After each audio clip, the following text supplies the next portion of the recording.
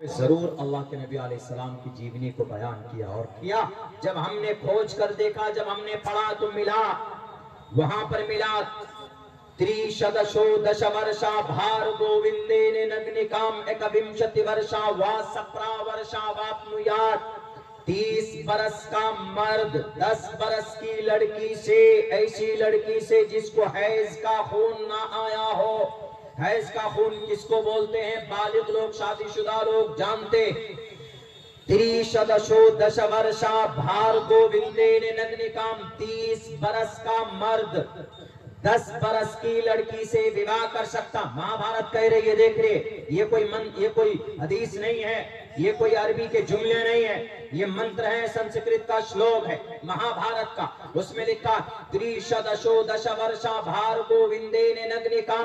30 बरस का मर्द अगर वो शादी करना चाहे तो वो 10 बरस की ऐसी लड़की से विवाह कर सकता है जिसको हैज का खून न आया हो, यानी वो नाबालिग हो। नीचे लाइन में कहा एकविंशति वर्षा 21 बरस का मर्द, लड़का जवान। 21 बरस में लड़का जवान होता है इंडियन कानून के हिसाब से। इस्लाम में, शरीयत में लड़का 14 साल की उम्र में बालिग हो जाता। एकविंशति वर्षा 21 बरस का मर्द, लड़का। वा सप्रा वर्षा वाप्नुयात, वो 7 बरस की लड़की से विवाह कर सकता है। कहां लिखा है? महाभारत में। महाभारत में जब 21 बरस का लड़का 7 बरस की छोटी लड़की से विवाह कर सकता है, तो हमारे नबी ने अगर 9 साल की उम्र में अम्मा आयशा को बीवी बनाकर लेकर आए तो किसी के पेट में दर्द नहीं होना चाहिए। मेरे भाइयों, मेरे साथियों, बहरे कैफ ये वो बातें हैं, वो लोग कहते हैं नबी की जात पर लान और तानो तशनी करते हैं। उनको समझाने के लिए इसके ऊपर हमने तहकीक की थी, जो आपके सामने हमने इसलिए पेश की ताकि आपके नॉलेज में रहे कि आप अलैहिस्सलाम की जीवनी में सिर्फ ऐसा नहीं हुआ है, बल्कि महाभारत के अंदर ये चीज मौजूद है। हमारे भारत के अंदर जितने भी सनातन धर्मी भाई हैं, चाहे RSS और VHP के भाई हो, कि चाहे कुर्सी इख्तिदार पर बैठने वाले लीडरान हो, अगर किसी की जुबान से निकले ये अल्फाज कि तुम्हारे मोहम्मद ने बेटी पर अत्याचार किया, तो ये मंत्र चिपका देना उसके मुंह पर। अगर कोई न्यूज पर बैठकर टीवी चैनल में अगर बेजुबान बेलगाम घोड़े की तरह अगर कोई भौंकने लगे, तो उन्हें भी बताने की जरूरत है कुरान पर एतराज, नबी की जीवन पर एतराज करने से पहले महाभारत को पढ़ो। महाभारत के अंदर नबी ने तो 9 साल की उम्र में बच्ची से विवाह किया, उनको बीवी बनाकर लेकर आए। महाभारत के अंदर तो 7 साल की उम्र की बच्ची से विवाह का आदेश मौजूद है। एकविंशति वर्षा, एकविंशति विंशति 20 को बोलते, 20 1 21 एकविंशति।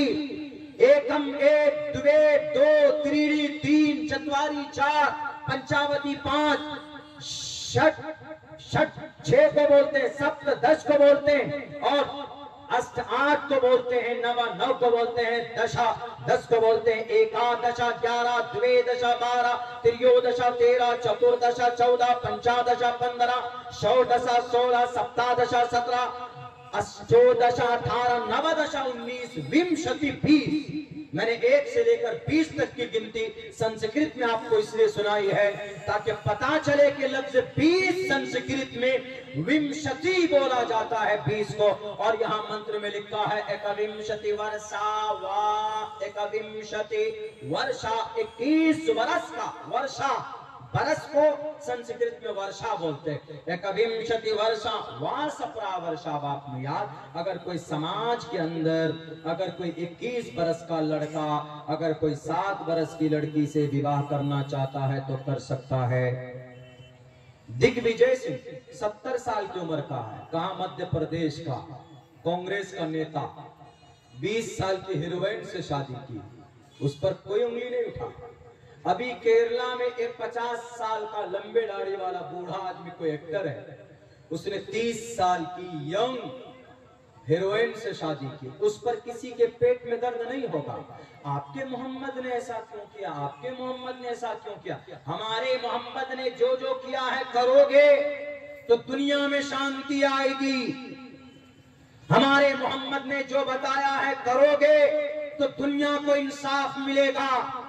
करके तो देखो, कलकत्ता में डॉक्टर की इज्जत लूटी जाती है 5-5 मरतबा, हमारे नबी की बात मानी जाती तो वो बॉक्सर जिसने बच्ची का रेप किया 5 मरतबा, हमारे नबी की बात मानते। हमारे नबी ने कहा शराब मत पियो, वला तशरिबिल खमर फइन्नहा मिफ्ताहु कुल्लि शर्रिन। अल्लाह के नबी फरमाते हैं क्योंकि शराब हराम है, शराब नापाक है, शराब नाजायज है। शराब पीकर बीवी को गाली देना आसान होता, शराब पीकर मां पर बदतमीजी करना आसान होता, शराब पीकर गाली देना उल्टे सीधे बकना आसान होता, शराब पीकर बीवी पर हाथ उठाना, बीवी को तलाक देना आसान होता। इसलिए अल्लाह के नबी ने फरमाया अला इन्नल खमरा कद हुर्रिमत, ऐ लोगों सुनो, शराब आज से हराम करार दे दिया गया।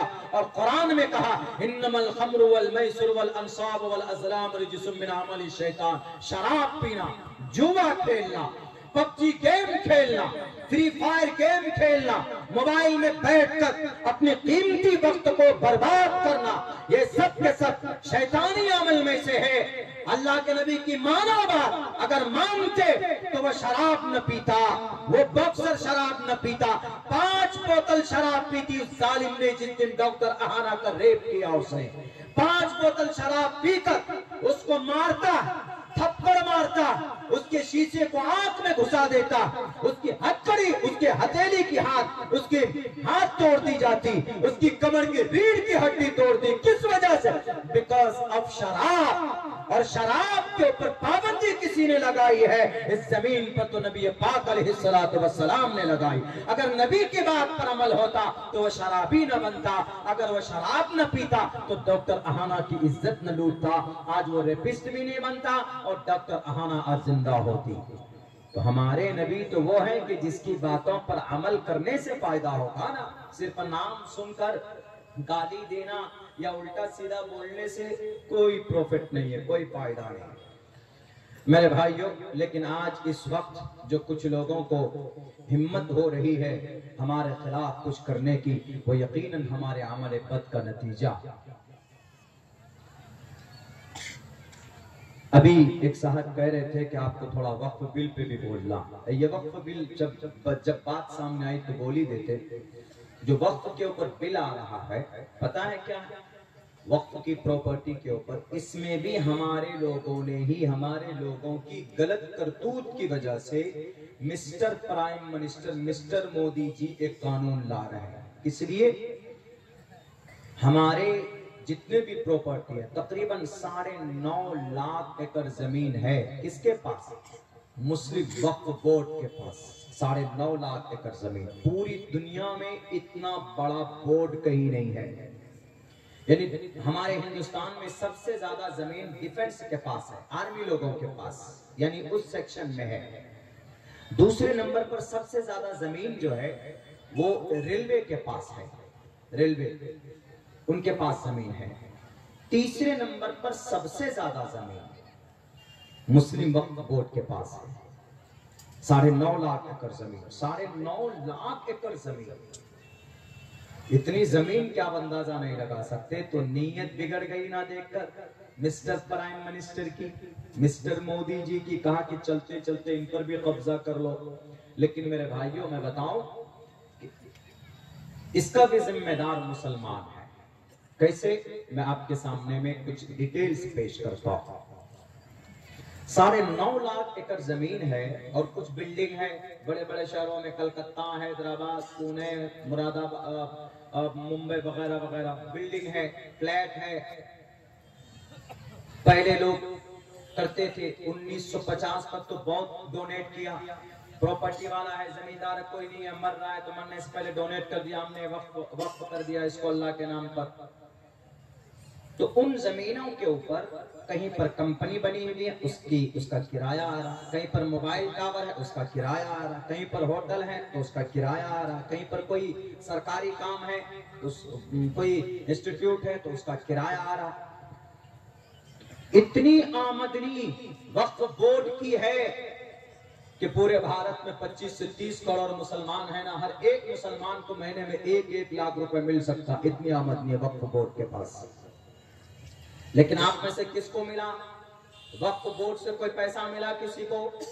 1 रुपए तक नहीं मिला।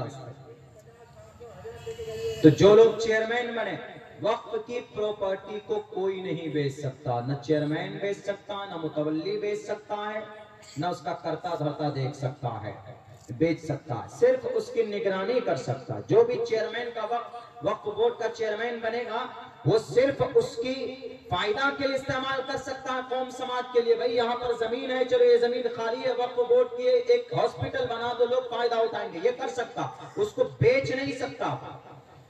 लेकिन मेरे भाइयों, आपको ताज्जुब होगी ये जानकर, सूबे महाराष्ट्र में सन 1990 से लेकर सन 2002 तक 11,000 करोड़ रुपए की जमीन बेची गई। वक्फ बोर्ड की जमीन बेचने वाला कोई मिस्टर मोदी का दोस्त नहीं, योगी का कोई रिश्तेदार नहीं, बेचने वाला हमारे मुसलमान थे, वक्फ बोर्ड के जिम्मेदार थे।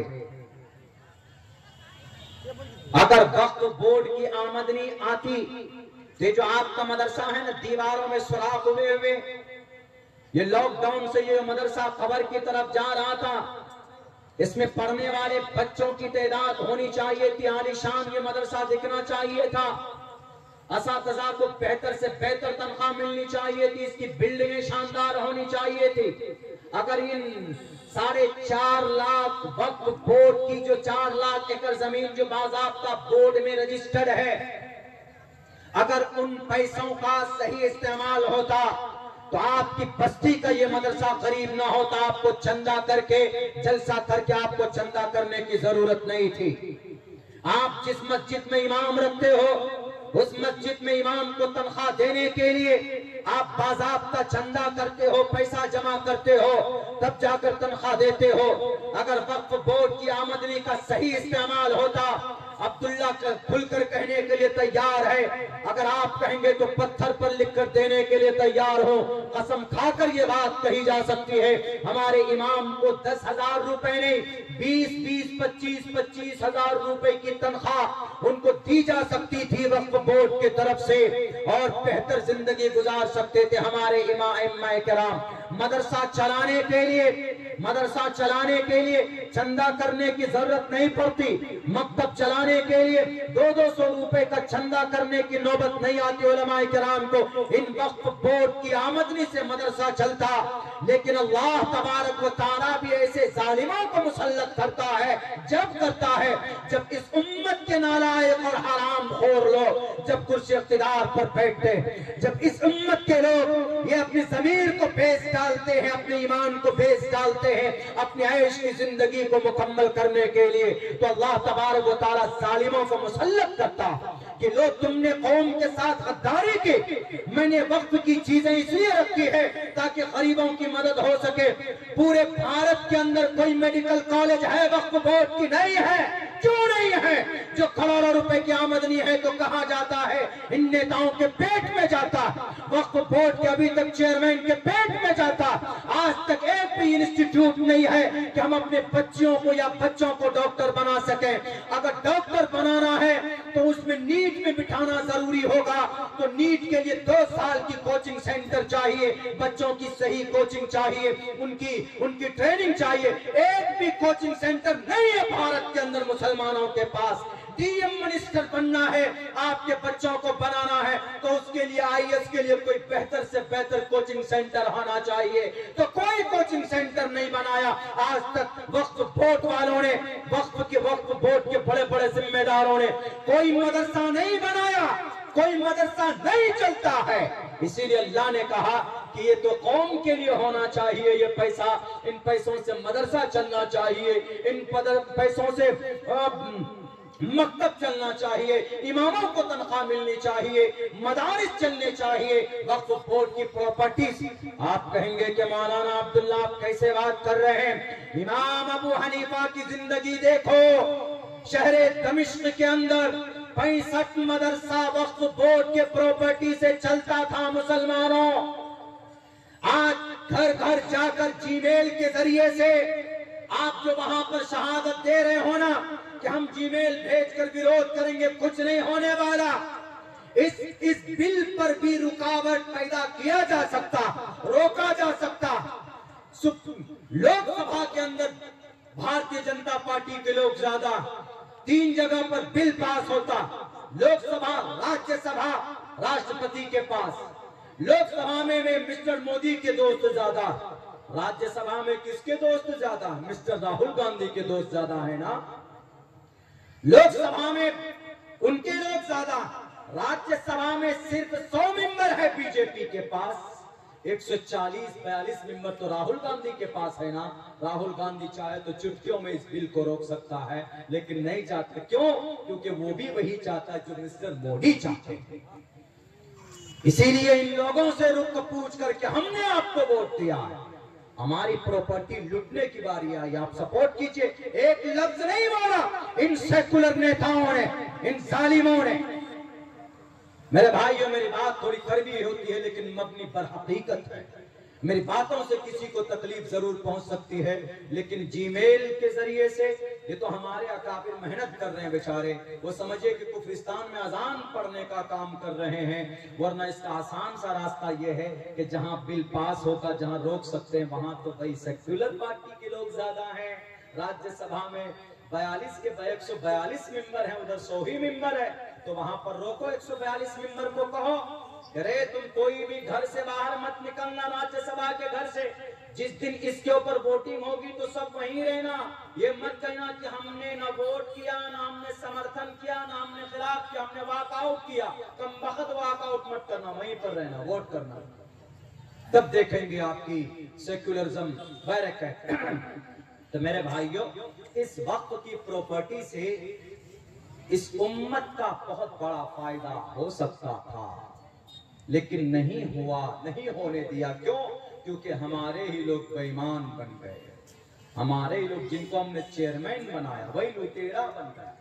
देखिए फॉर्च्यूनर गाड़ियों में घूम रहे हैं। आप कहेंगे कि मौलाना आपके पास डेटा है? जी, हैदराबाद में आज भी कई ऐसी बिल्डिंग है जिसका किराया आज के जमाने में 25 हजार रुपए। अगर 2 BHK का फ्लैट है, यानी 2 रूम, 1 हॉल, किचन, बाथरूम, ये सब लगा के 2 BHK का फ्लैट है बेहतर इलाके में हैदराबाद में, तो उसका किराया 25 हजार रुपए। वक्फ बोर्ड की बिल्डिंग है तो 25 हजार रुपए कहाँ पर आना चाहिए? वक्फ बोर्ड के रजिस्टर में आना चाहिए ना। वक्फ बोर्ड के रजिस्टर में सिर्फ 2500 रुपए लिखा जाता है, बाकी 22,500 रुपए कहाँ जाता है? घोटाले वाले पेट में जाता है। अल्लाह का डंडा बजेगा कि नहीं बजेगा? जरूर बजेगा। जो हुकूमत आती है ना, वो तकवीनी निजाम के तहत आती है हुकूमत। जो बादशाह चुना जाता है ना, वो तकवीनी निजाम है, अलग है वो हिसाब किताब, वक्त नहीं बात करने का। तो वो तकवीनी निजाम बंदे के अमल से रिलेटेड है। अगर आपका अमल अच्छा है तो अल्लाह तकवीनी निजाम के तहत अच्छे लोगों को मुंतखब करता है। अगर हमारा और आपका अमल गंदा है तो अल्लाह तबारक व तआला फिर जालिमों को मुसल्लत करके बिठाता है, सिर्फ इसलिए कि तुम सुधर जाओ लोगों। इसीलिए मेरे भाइयों, इमाम अबू हनीफा के 65 मदरसे चलते थे वक्फ की प्रॉपर्टी से, इमाम शाफी के 55 मदरसे, इमाम मालिक के 15 मदरसे, इमाम अहमद इब्न हंबल के 6 मदरसे वक्फ की प्रॉपर्टी से। आज नहीं चल रहे। क्यों? इसलिए कि आज तो लुटेरा बैठा हुआ है। और कुछ पैगाम नौजवानों के नाम देना चाहता हूं इस पुरफितन दौर में। मेरे नौजवानों, आप इस मिल्लत की